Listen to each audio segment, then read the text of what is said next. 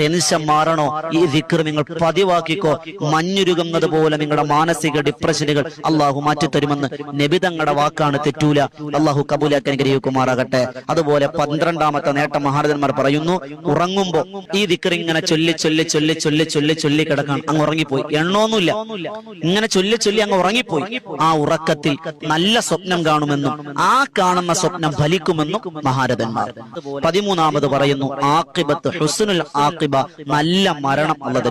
14ാമത് മീസാൻ എന്ന തുലാസിൽ നന്മയുടെ ഭാരം അധികരിപ്പിക്കും.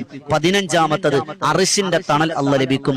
16ാമത്തത് ഹിഫാലത്തിന്റെ മാലാഖമാർ അല്ലാഹുവിന് കൊടുക്കും.